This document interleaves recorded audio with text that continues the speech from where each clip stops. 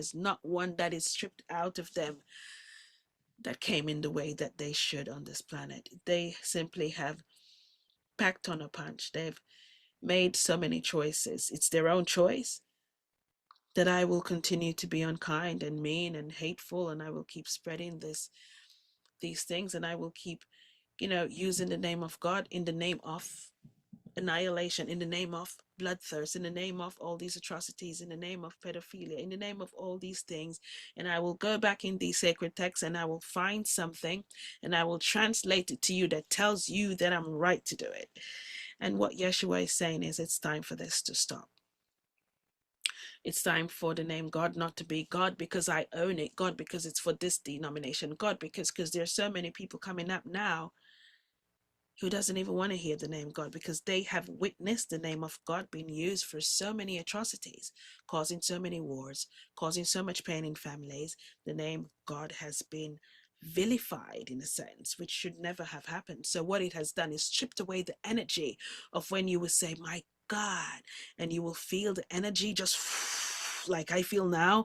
You strip it away from somebody else who never really got the chance to rediscover their light, the central light that Yeshua is speaking about, because of the choices that you made with that name. And what he wants to do is understand this is not the way it's going to continue at all. So the lighthouses will keep lighting up, like Yeshua said. You keep speaking and allow your truth to burn. Try to shut me up. Not happening. Not in this lifetime. I've done it in others, not this one.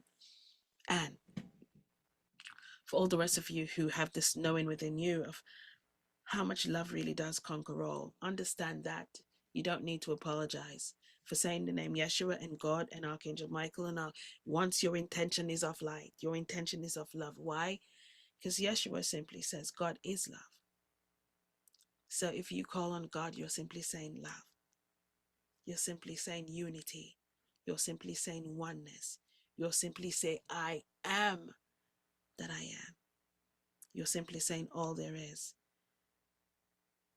And love again. Because we have to double love.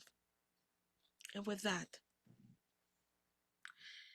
I want you to feel this message and really ask yourself, if you're stripped from all these things, there are very few countries and nations that still has villages that lives like this, that self-sustains themselves, that really sees money growing on tree, that only kills what they need to eat, only they farm and they allow, they're so one with their farmland that it sustains them the nutrients that they need. A little bit over a year ago, I started to tell all my family and friends, listen to me, start planting in your backyards. And I'm in New York and my windowsill had my tomatoes and my strawberries and everything. And you know how I did it, which some of my family members laughed at me, because my guide said to me, in the olden times, this is what they do and people still do it. You put the seed on your tongue and it allows this seed, which becomes super consciousness the minute it touches the soil anyway, to give you all the nutrients you need. And it was just something I wanted to energetically do. It was like a sacred act, and I did it. And listen to me, I got strawberries, I got tomatoes, I got celery, I had parsley, I had all these things, peppers, and I still do. And my sister does have, and my parents have, and just so many people who listened at the time. And it feels so good to do your little bit of being a part of the ecosystem. And there are villages that does this right now, not many of them. However, I find interesting, we would probably be the first one to say, oh my gosh, laugh at them, to say they're so barbaric, they're still living back in olden times. However, these people really don't get sick, they don't get the cancers, they don't do this, they don't do that. Their land self-sustains them. They really do have money growing on trees. They don't care about having the electricity that we go crazy if it goes. The internet, if the internet goes for us, I know many people will literally go crazy. But they can, moon gaze, and they can look up in the stars.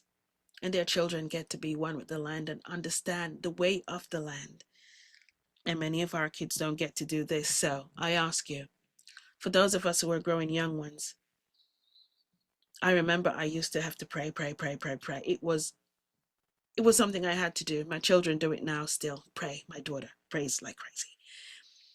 And I'm talking about prayer without the boundaries and put in a box of religion, because that's why so many families don't tell their children to pray. They don't care because they are indecisive. Oh my gosh, which religion did I follow? None. You don't need to. You need to just simply have an intention to remember, I am the central light. I have the aspect of God in me. And I'm going to pass this down to my children where they know that there is a power source of unconditional love that supports them, sustains them, and is within them. And because of that, I will allow them to speak affirmations. I will allow and teach and pass down to them. You say a prayer in the morning and a prayer at night, allowing yourself to gracefully fall into this beautiful, subtle sleep of peace. Do you still do that? Do you still allow the grace of God to flow through? This is the message that Yeshua is talking about. All of a sudden, our gospel now is here. Swiping, swiping, swiping. And, everything we believe in is on the internet or what's in trend. And we forget to teach. What are we passing down? That's with reverence, that's with humility, that honors something sacred, that will not allow 100 years from now for those children to press replay because of something we chose not to do right today.